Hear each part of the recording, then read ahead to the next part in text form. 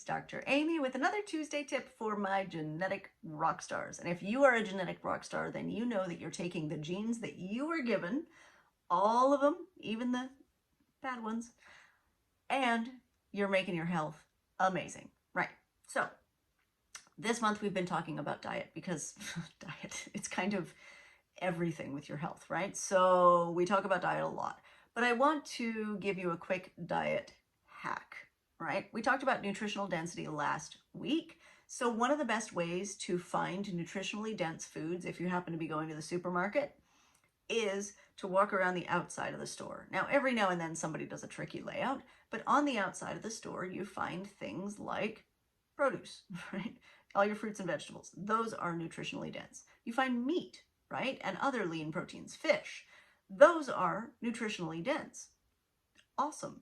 You find eggs and dairy. Those are, if you tolerate them, nutritionally dense items, right? They have vitamins, they have nutrients, they have protein, they have good fats. They are genuinely good foods.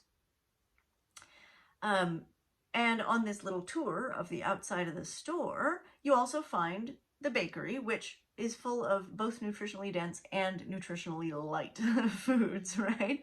But if you're looking for whole grain products, organic or unfortified or gluten-free or whatever, be careful with gluten-free, by the way. A lot of times it is gluten-free and hence not fortified with folic acid, which is great, except nutritionally entirely void because they use just as much crap flour as everybody else does, right? Like it's all these starchy, whatever.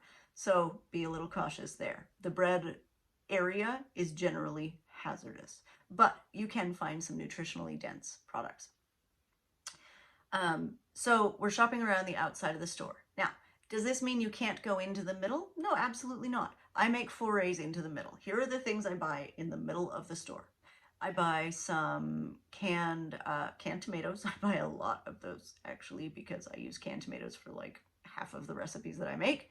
Canned beans, I buy those. Dry beans, I buy those.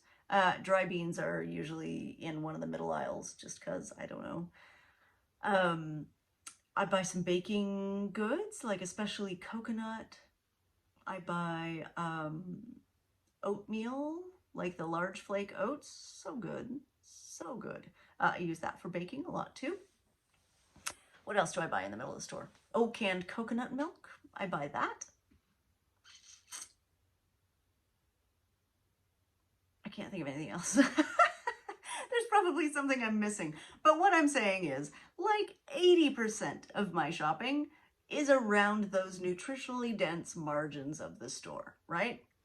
Now, I know this means that some cooking is involved, and that can be really challenging, right? I happened to grow up in a house where my mom cooked, and that was amazing. So I had a really great role model, and I had a really great teacher for, the basics. Now, my mom was a far better cook than me. She was into like gourmet, fancy, the whole shebang.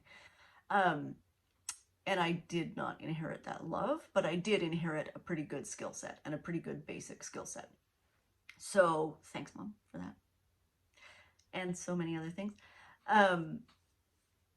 So I know cooking can be intimidating if you haven't done it before, but you know what? YouTube is a great place to start. Google some like basic things, right? How to cook eggs.